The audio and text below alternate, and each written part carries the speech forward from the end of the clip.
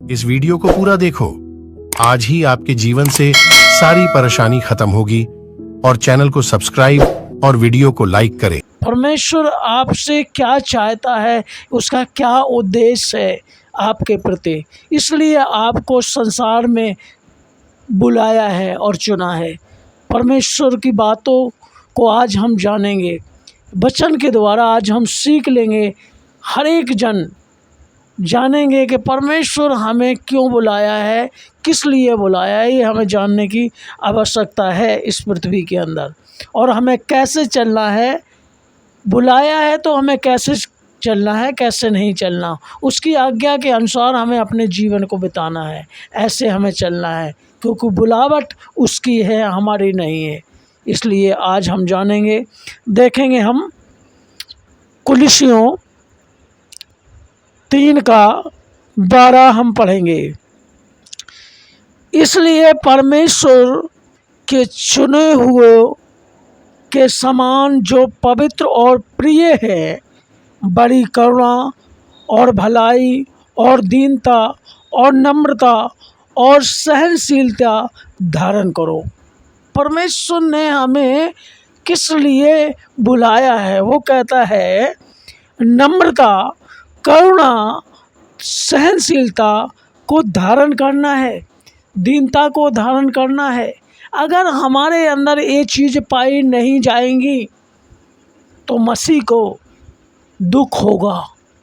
परमेश्वर ने आपको इसलिए सृजा, इसलिए बनाया ताकि आपके अंदर वो अपने गुण को प्रकट कर सके, अपनी बातों को प्रकट कर सके।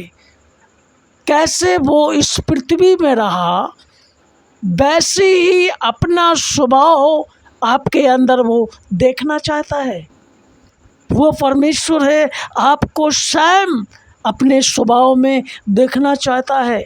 अगर उसके स्वभाव में आप अपना जीवन व्यतीत करेंगे तो परमेश्वर, जो परमेश्वर कार्य करते थे उससे बढ़कर, क्योंकि परमेश्वर ने कहा है जो काम मैंने किए हैं उससे बढ़कर तुम करोगे। कब करोगे? तब तुम उसके स्वभाव के अनुसार अपने जीवन को बिताओगे। जैसे वो चाहता है, आपके अंदर वो चीज़ें ढूंढना चाहता है। आपके अंदर दीनता होना चाहिए, आपके अंदर करुणा भरा होना चाहिए, आपके अंदर पवित्रताई होना चाहिए, आपके अंदर नम्रता होना चाहिए, आपके अंदर सहनशीलता होना चाहिए।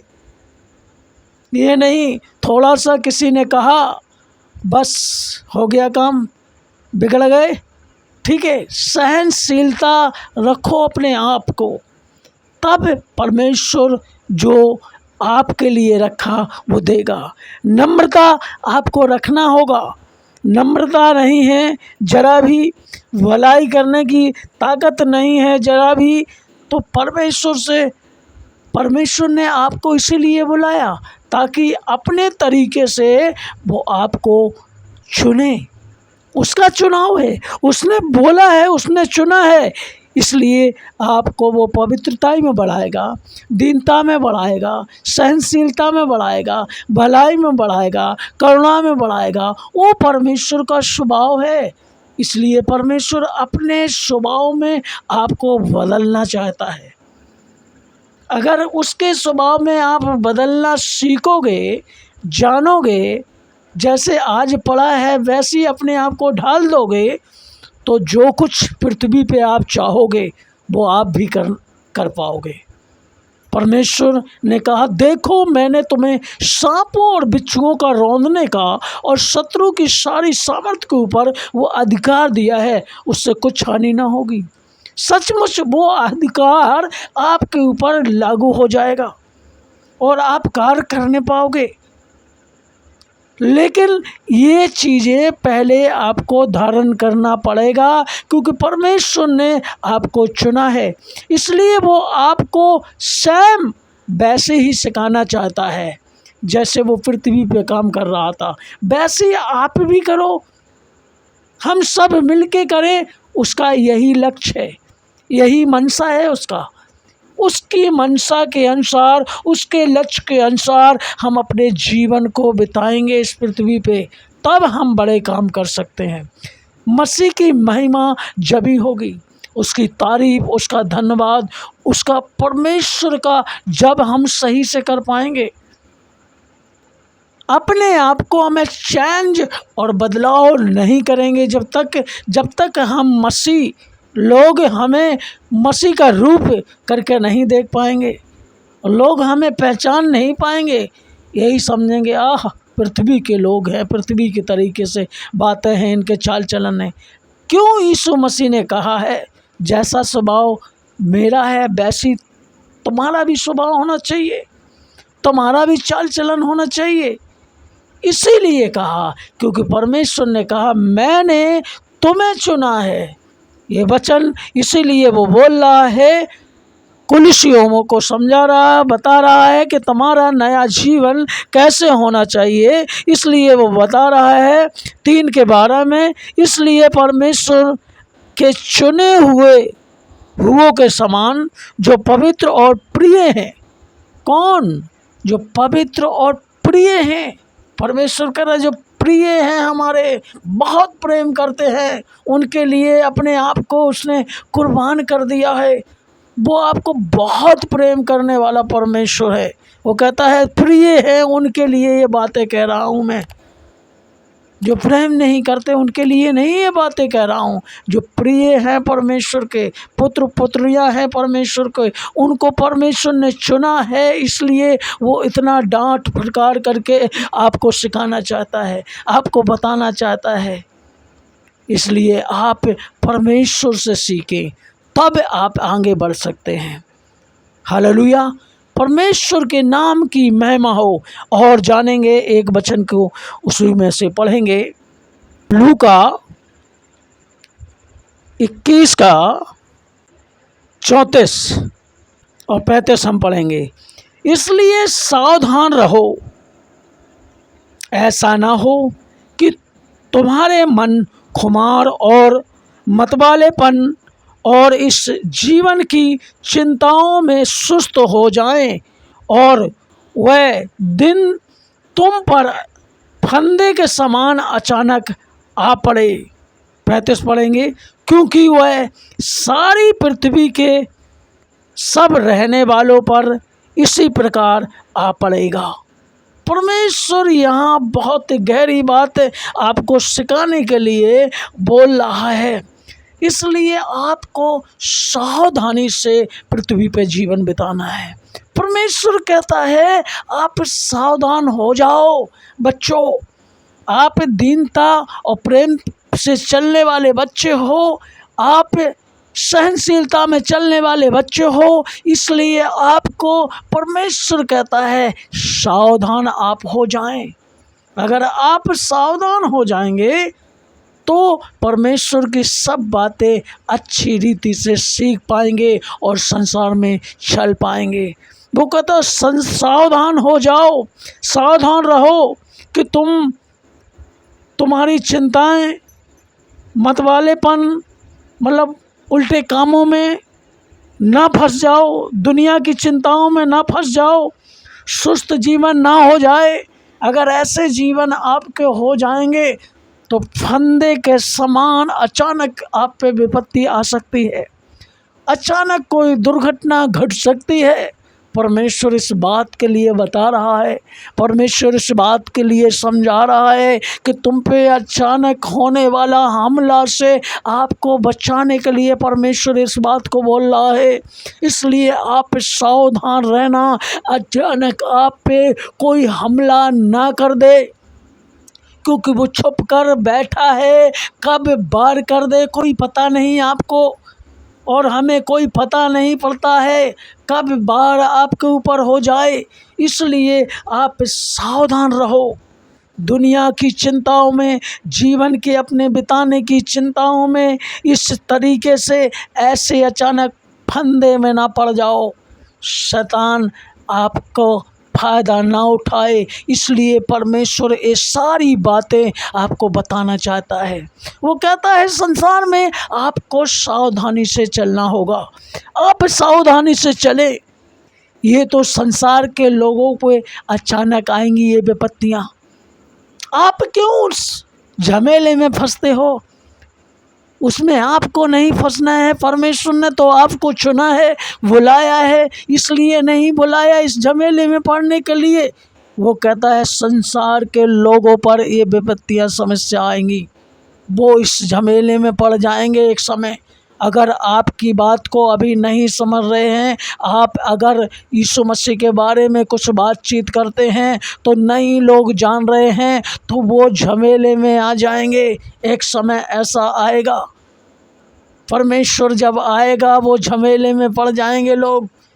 इसलिए आपको वो सावधान करना चाहता है। आपको तो परमेश्वर कहता है मैंने तुम्हें चुना है बेटा पृथ्वी से। इसलिए आप बेटे सावधान रहो, आप बेटी सावधान रहो। बेटी और बेटियों को, बच्चों को परमेश्वर ने सभी को चुना है, बुजुर्गों को। अगर आपको इस बुलावट में परमेश्वर ने बुलाया है, किसी भी उम्र में क्यों ना हो, तो समझ लो परमेश्वर ने आपको बुला के चुना है। इसलिए आपसे ज़्यादा प्रेशर डाल रहा है। जब अपना बच्चा होता है किसी का, तो वो माँ बाप ज़्यादा प्रेशर डालते हैं अपने बच्चे को ऊपर। अरे बेटा मेरा सही हो जाए।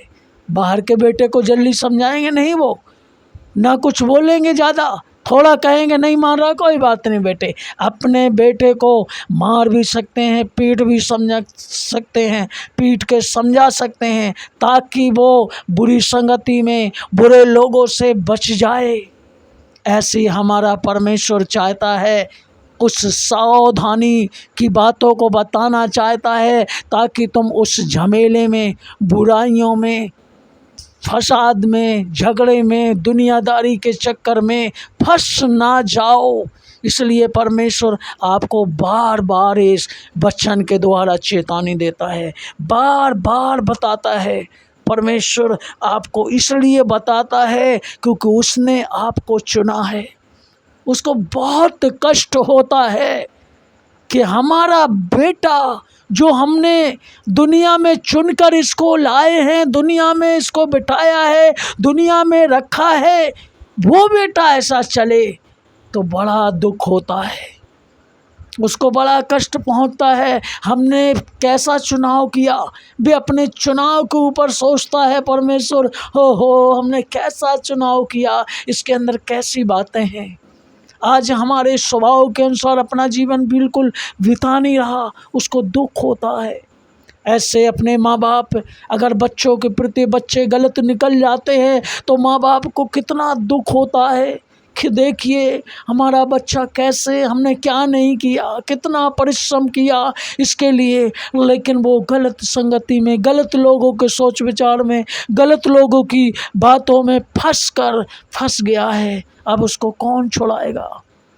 परमेश्वर हमें छुड़ाने वाला है, हमें बचाने वाला है अगर हम उसकी बातों के अनुसार चलेंगे। वो हमारा परम प्रधान परमेश्वर है। वो कहता है उसके छाए में आपको बैठना पड़ेगा, हमें बैठना पड़ेगा। परमेश्वर महान है। एक बात को और हम इस बात को रखते हैं, एक वचन और, रोमियो 13:11 हम पढ़ेंगे। समय को पहचान कर ऐसा ही करो, इसलिए कि अब तुम्हारे लिए नींद से जाग उठने के लिए घड़ी आ पहुंची है। क्योंकि जिस समय हमने विश्वास किया था उस समय के विचार से अब तुम्हारा उद्धार निकट है। याद रखना, परमेश्वर कहता है अब उस समय को पहचान लो, इन बातों को जान लो जो आपके बीच में बोई जा रही हैं, जो आपको बताया जा रहा है, इसे आपको पहचानना पड़ेगा। इसलिए तुम्हारे नींद के जाग उठने का समय है। जैसे नींद से एक बच्चा जाग जाता है उस समय को बता रहा है। अब तुम नींद नहीं, आलसपन निकाल फेंको, आलस अपने जीवन में ना रखो। इन बातों को अच्छी तरीके से मुंह धुल के, जैसे कहता है, नींद से जाग जाओ, होशियारी से इन बातों को पकड़ लो, परमेश्वर को पकड़ लो, वचनों को पकड़ लो। परमेश्वर आपके साथ बड़ा काम करने के लिए, आपको बड़ी बुलावट के लिए बुलाया है परमेश्वर ने। इसलिए समय खो नहीं, परमेश्वर के बातों का, विषय का खो नहीं। परमेश्वर आपसे प्रेम करने वाला है, क्योंकि वो कहता है हमारा उद्धार निकट है। यीशु मसीह जल्दी आने वाला है, उस तरीके से बता रहा है। यीशु मसीह जल्दी आने वाला है, इसलिए अपने आप को सुधार करो। उद्धार आप ही का होगा, क्योंकि आपको परमेश्वर ने चुना है, इसलिए आपका उद्धार है पक्का। इसलिए परमेश्वर कहता है आप इन झमेलों में ना पड़ो। ऐसा नहीं हमने जो उद्धार किया है उसमें तुम वंचित रह जाओ, उससे छूट जाओ। परमेश्वर की ये इच्छा नहीं है। हालेलुया, धन्यवाद। आइए हम अपनी आँखों को बंद करेंगे, प्रार्थना करेंगे 1 मिनट। Glory to God. रीबा शेखे रेबे, पवित्र आत्मा, जो वचन को आज इन्होंने परमेश्वर, जो बीज इनके हृदयों में डला है प्रभु, आज जो वचन को सुना है, जितने लोगों ने सुना है, पवित्र आत्मा, ग्लोरी टू गॉड, मेरे खुदाबाम आप कार्य करे प्रभु। जीसस हालेलुया, आप ही हैं इनके हृदय के, मन के अंदर ये बीज फलवंत 100 गुना फल लाने के लिए कार्य करेंगे। Glory to God. इनकी स्थितियाँ, परिस्थितियाँ सब बदल जाएं, घर के हालात बदल जाएं, हर एक चीज़ का रोग, बीमारियाँ, समस्या इनके घरों से यीशु मसीह के सामर्थी नाम से चली जाएं। इस वचन के द्वारा रेबा शेखे रीमांदा बाराबा शेखे रेबे, पवित्र आत्मा की घोषणा इनके घरों में, परिवारों में करते हैं। यीशु मसीह के सामर्थी नाम से ये सब हो जाए, आपके नाम से यीशु मसीह। Thank you Jesus. यीशु मसीह आपने ऐसा करके दिया है, उसके लिए धन्यवाद। यीशु के नाम से आमीन।